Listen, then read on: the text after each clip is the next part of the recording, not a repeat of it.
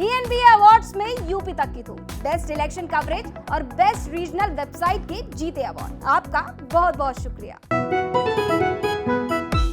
जहाँ तक टीचरों की बात कही, मैं मानता हूँ इस बात को कि हमारे पास टीचरों की कमी है। कहते हैं, एक पुरानी कहावत है कि मारने वाले की आप लाठी रोक सको पर जबान तुम रोक सकते हो। अभी तो अडानी का विरोध कर रहे थे, अभी 1 साल बैठे रहे अडानी को गाली देते रहे, 1 साल बैठे रहे अंबानी को गाली देते रहे, 1 साल बैठे और दूसरे लोगों को गाली देते रहे, बाबा रामदेव को गाली देते रहे। अब मेरी समझ में नहीं बाबा रामदेव ने क्या गड़बड़ कर दिया। सर, यहाँ जब आप आए हैं तो आपने पानी की जो समस्या है वो देखी होगी। SYL का पानी यहाँ के लोगों को कब मिल पाएगा? देखिए, सरकार का पूरा प्रयास है। सरकार ने बड़ी गंभीरता के साथ प्रयास किया और कोर्ट में उसमें सफलता भी मिली है और अभी भी सरकार उसके लिए प्रयास कर रही है। अभी मुझे लगता है कि जल्दी शायद हमने कंटेम्प्ट डालेंगे हम, तो उसके लिए हम पूरे प्रयासरत हैं। आप कह रहे हैं कि प्ले स्कूल खोल रहे हैं, लेकिन आपने जो कुछ 800 स्कूल के लगभग बंद करने की बात कही थी, तो ये किस तरह की शिक्षा नीति है?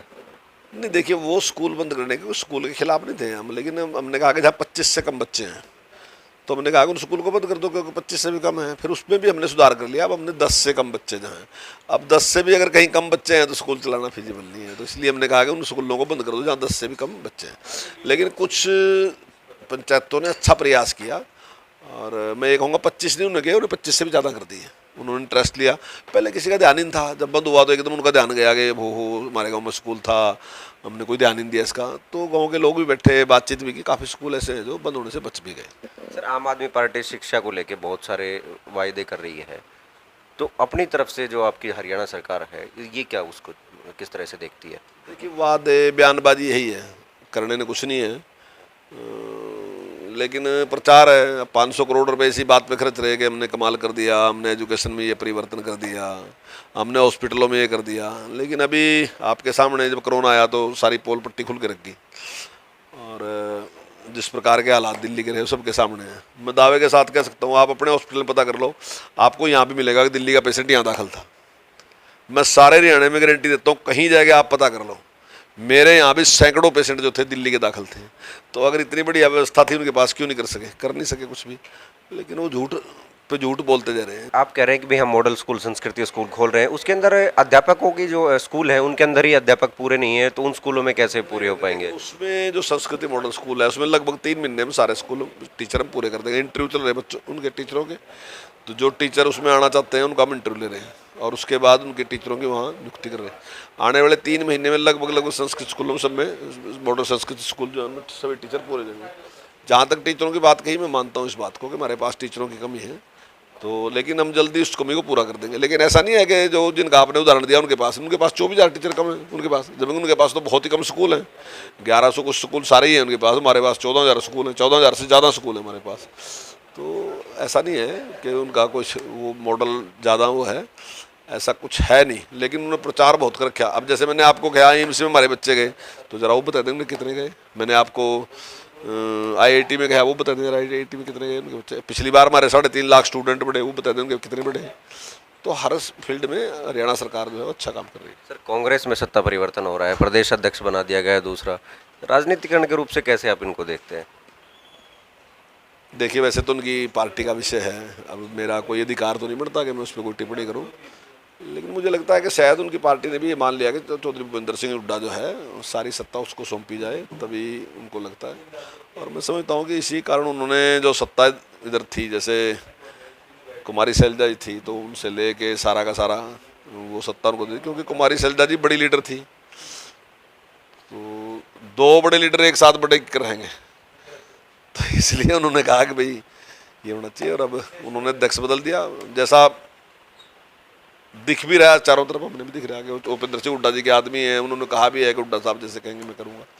तो सारा जो सत्ता थी वो हुड्डा साहब के हाथों में आ। सर, कहते थे लड़की हूँ लड़ सकती हूँ का नारा दिया था प्रियंका ने, और ये सब इसको हटा दिया गया। ये ये तो बात अच्छी है आपकी। नहीं, ये बातें हैं केवल चुनाव के दौरान की बातें हैं। लड़कियों के लिए क्या किया क्या नहीं किया वो सारी दुनिया जानती है। महिलाओं पे जो अपराध हुए उस पर तो कुछ कर नहीं सकी कांग्रेस कभी भी, और कांग्रेस उनको बचाने में लगी रही हमेशा। अगर उसके ऊपर काम किया तो बीजेपी ने काम किया। और आज आपके सामने वो उत्तर प्रदेश जहाँ रात को निकलना मुश्किल था, आज आप किसी टाइम भी घूम सकते हैं। इस कानून व्यवस्था बीजेपी ने ठीक कर दी। तो बीजेपी ने हमेशा ऐसी चीज़ों का गलत का विरोध किया है। सर सुरजेवाला ने प्रेस कॉन्फ्रेंस करके कहा है कि हरियाणा सरकार गुजरात को बिजली मुफ्त में दे रही है और बहुत सारे डॉक्यूमेंट भी उन्होंने दिखाए हैं। देखिए भाई, कहते हैं एक पुरानी कहावत है कि भी मारने वाले की आप लाठी रोक सको पर जबान तुम रोक सकते हैं, कुछ भी कह दे। कोई स्टेट ऐसा इस प्रकार का कोई आचरण कर ही नहीं सकता कि कोई किसी को फ्री दे, अलग दे, इस प्रकार के कोई नहीं है। आजकल हर चीज़ के नियम हैं, उन नियमों के तहत सारी चीज़ें दी जाती हैं, ली जाती हैं। अभी कुछ दिन बाद आपको लगेगा, देखिए पंजाब कहेगा कि हमारे हिस्से का पैसा नहीं दिया जा रहा। अब उसके भी सारे सारे नियम हैं कि किस प्रकार से किसके पैसे हैं। आजकल कहीं भी इस प्रकार का कोई रवैया नहीं है, ना सेंट्रल गवर्नमेंट का है ना स्टेट गवर्नमेंट कोई कर सकती है। और धीरे धीरे ये चीज़ें खत्म हो रही है। मैं आपको एक उदाहरण दे के बताऊँगा आपको।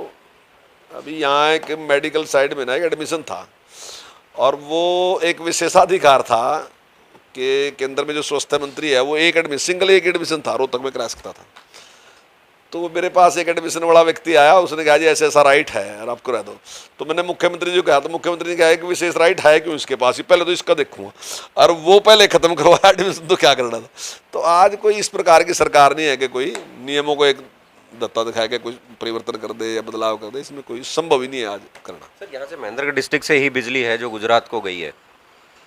नहीं, देखिए बिजली तो ग्रिड में जाती है, जहाँ ग्रिड है उसमें जाती है बिजली, ना गुजरात को जाती है, ना हरियाणा को जाती है, ना हिमाचल को जाती है। जितनी भी बिजली जाती है वो सारी ग्रिड में जाती है, ग्रिड ही बिजली देता है आगे। वो आपकी कितनी है कितनी नहीं, वो उसके बाद वो बिजली देता है, ग्रिड से बिजली जाती है।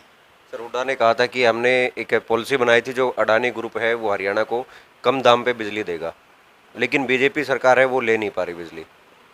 अभी तो अडानी का विरोध कर रहे थे, अभी 1 साल बैठे रहे अडानी को गाली देते रहे, 1 साल बैठे रहे अंबानी को गाली देते रहे, 1 साल बैठे और दूसरे लोगों को गाली देते रहे, बाबा रामदेव को गाली देते रहे। अब मेरी समझ में नहीं बाबा रामदेव ने क्या गड़बड़ कर दिया। अगर बाबा रामदेव ने योग को लोकप्रिय करा, अगर बाबा रामदेव ने आयुर्वेद को लोकप्रिय करा, इससे देश का भी सम्मान बढ़ा। और अगर बाबा रामदेव कुछ पैसा कमा ले, हमें क्या दिक्कत है, अच्छा काम करके हमारी सेवा करके उसको भी पैसे मिल जाए, हमें तो कोई दिक्कत नहीं।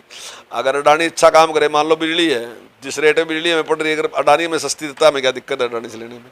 अगर अंबानी में टेलीफोन के क्षेत्र में या टेक्नोलॉजी के मामले में कोई सस्ती चीज़ देता है, हमें क्या दिक्कत है। लेकिन ये लोग जानबूझ के इस प्रकार का प्रचार करा के कि भाई ये सरमाएदार है, ये दूसरा है। आज सारी दुनिया को पता है कि इनके बिना भी काम नहीं चल सकता।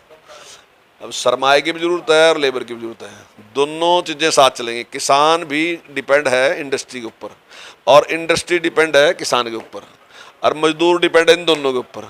तो हम सारे एक दूसरे से जुड़े हैं, कहीं ना कहीं हम अलग अलग नहीं है। ना मेरी हैसियत अलग है, ना इंडस्ट्रियलिस्ट की हैसियत अलग है, ना मजदूर की हैसियत अलग है।